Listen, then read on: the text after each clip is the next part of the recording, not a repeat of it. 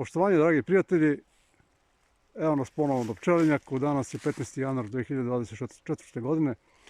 Napolju je negde oko 0 stepeni. Juče je moj kolega sa kojim ja zajedničko držim pčelinjak bio i odradio je oksanu kiselinu, jer nisam mogao, bio sam na poslu. Šta da vam kažem, evo, tek juče, 14. januara je to odrađeno. Zašto juče? Pa zato što i sami znate, klima je nevjerovatna u decembru, novembar, decembar, to je bilo proleće, ne znam što je ono, po 20 stepeni je bilo.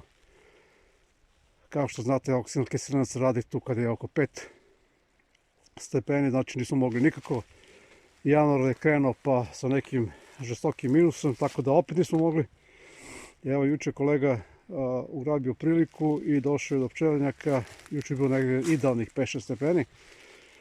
Ali mi je rekao da moram danas dođem da dodam malo hrane, zato što su naravno pčele su u novembru, oktobru, novembru i decembru ponašale se kao da je proleće ili kao da je rana jesen. Znači one su letele, skupile polen, svašta nešto. Evo, ja sam to sada završio, nisam snimao jer nisam hteo da hladim košnicu, ali evo, rekao bih vam nešto šta ja planiram ove godine. Kao što znate, ove godine, prošle godine, u stvari 2023. nisam nešto širio pčelinjak. Imao sam peh u januaru mesecu, u februaru, duše prošle godine. U januaru je sve bilo ok, kao i sada. Bilo je i hrane i svega, ali u februaru mesecu jedna košnica je bila nastradala. Zašto? Ne znam. Potrudit ću se ovog puta da do toga ne dođe. Kao što vidite, evo, uporno snimam ove dve košnice i to iz jednog razloga.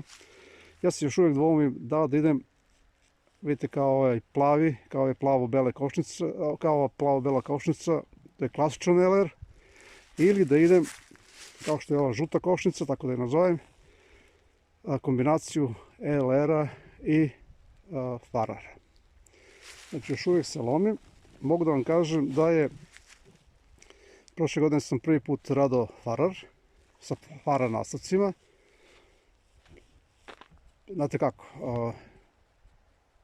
pčele napune farar nastavak dok kažete keks, što je rekli. Tako da je to dobra kombinacija, samo ne znam, još nisam siguran, jer iz literature i svega ovog što sam gledao i po YouTube-u i tako dalje, jedan LR nastavak nije dovoljan da bude kao plodište. I tu se još uvijek, znači, lomim šta da radim. Vidjet ću.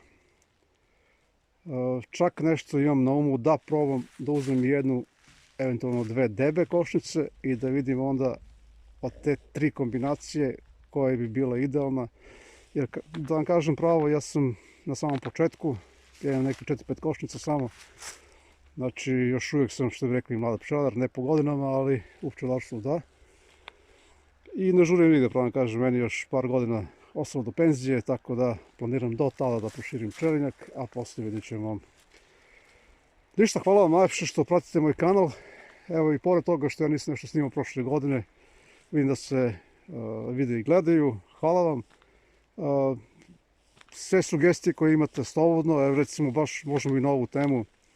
Šta vi mislite, koja je najbolja kombinacija, koja je idealna kombinacija za pčelinje zajednice? Da li je to, znači, klasičan LR, da li je to možda klasičan farar, ili kombinacija LR-farar, ili jednostavno onaj dobri stari DB, pa da vidimo,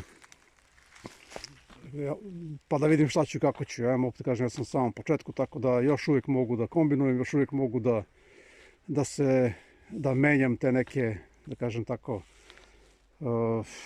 tehnike i same košnice.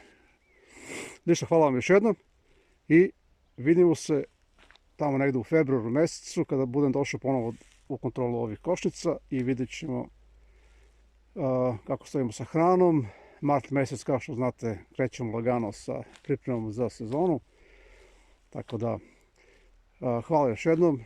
Zapratite kanal, lajkujte, šerujte, komentarišite i dobri i loši komentari, sve znači dolazi u obzir. Ja ne brišem komentare, znači slobodno opletite sve što mislite da nije dobro. Slobodno kažete da ispravim greške, ja sam ovdje da učim pre svega, a ovo što snimam to je čisto eto, neki svoj video dnevnik, eto šta sam radio prošle godine i tako.